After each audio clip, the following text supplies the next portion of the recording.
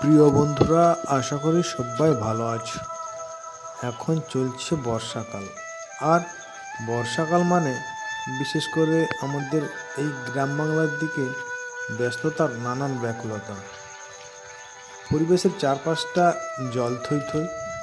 আর বন্ধুরা, আমাদের এই দিকটা বেশিরভাগটা মাঠে ঘাটে ধান চাষের ব্যস্ততাটা একটু বেশি থাকে।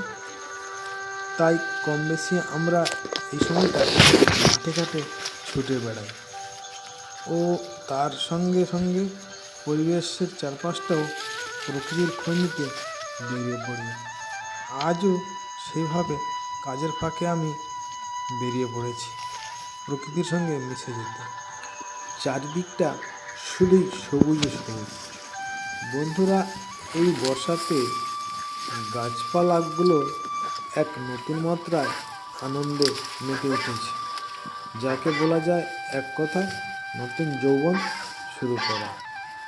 ডালপালা থেকে ফল, ফুল ও তার থেকেও বেশি অফুরন্ত মুক্ত অক্সিজেন আমাদেরকে দিয়ে প্রস্তুত থাকে। আমিও চলতে চলতে অনেকটা পথ চলে আসলাম, আর তারই মাঝে চোখে পড়ে গেল গাছে গাছে ফল ও ফুলের একটা সুন্দর পরিবেশ। পেয়ারা, আমড়া, নারকেল আরও কতই না ফলের সমারোহ।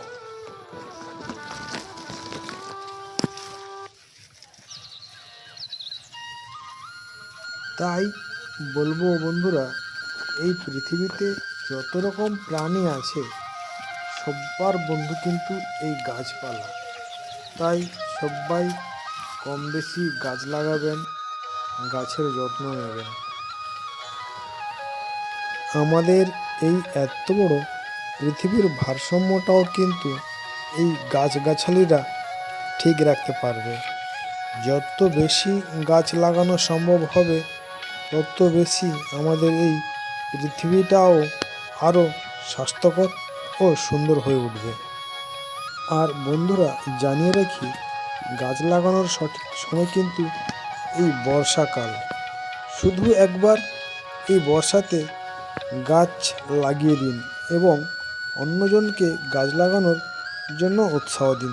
দেখবেন আগামী দিনে আপনার আমার ভবিষ্যৎ প্রজন্ম সুন্দরভাবে থাকতে পারবে। বন্ধুরা, চলতে চলতে আবারও দেখতে পেলাম একখানা পেয়ারা গাছ। আর গাছটাতে বেশ কয়েকটা পেয়ারা সুন্দরভাবে পেকে আছে।